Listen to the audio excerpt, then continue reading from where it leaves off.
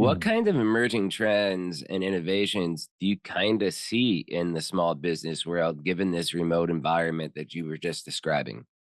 Um, I think, like, honestly, a massive one that doesn't get talked about enough is just even how you and I are talking right now. Like, Zoom seems so second nature now that we're, 4 years removed from Zooms, 2020. Teams, Yeah. everything. But I I remember back in 2019, I was working at a health insurance company and I got a broker set up to sell our policies who didn't own a computer. Like, Wow. imagine trying to to interact with business at all today, um, in a completely hard copy version of the world. It just doesn't exist. And so I, Right. I think there's been such a fundamental shift. And obviously I'm fairly focused on the HR component, and there's complications too when you're spread out from a payroll perspective, from an HR perspective. We're focused on health benefits, but there's a lot of work to be done to fully enable the type of world we live in today. That came up, frankly, really quickly.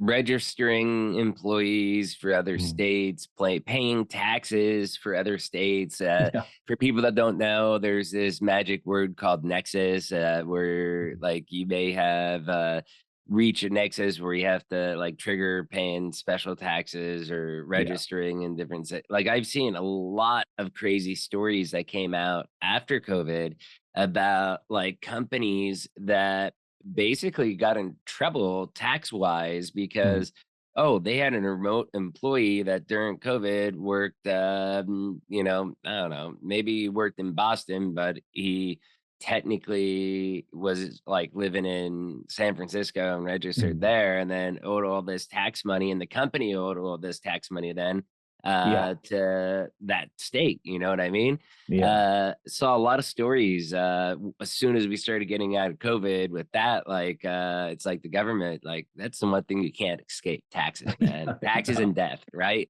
They'll find you. They'll find you. But it's funny because I think you keep hearing these stories about companies pushing return to office, and I just think that's going to give the remote companies such an advantage on the talent side that I can't.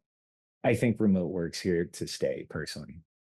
Yeah, I think, and I go further than that. Mm.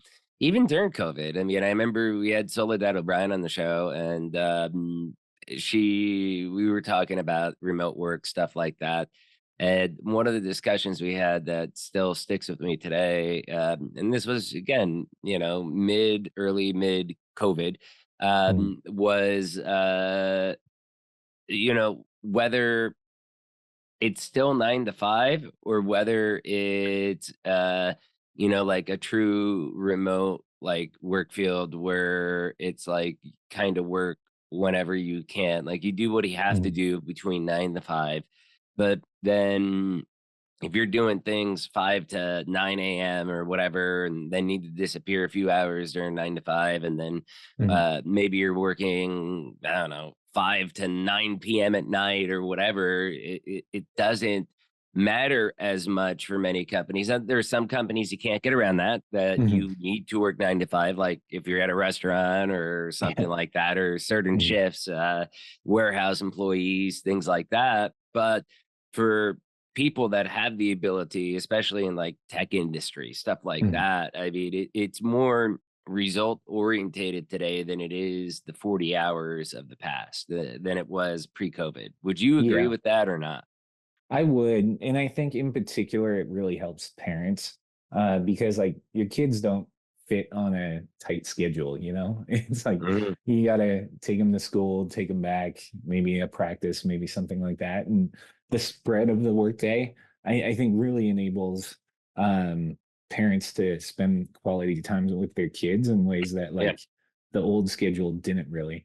I Yeah. think there's sort of like a reciprocal though burnout kind of danger where it's hard to stop working when Yeah. you work in your home. Mhm. Like as a founder, it's like one of the things I struggle with Or you have it on probably. your cell phone and Yeah, your phone's always dinging.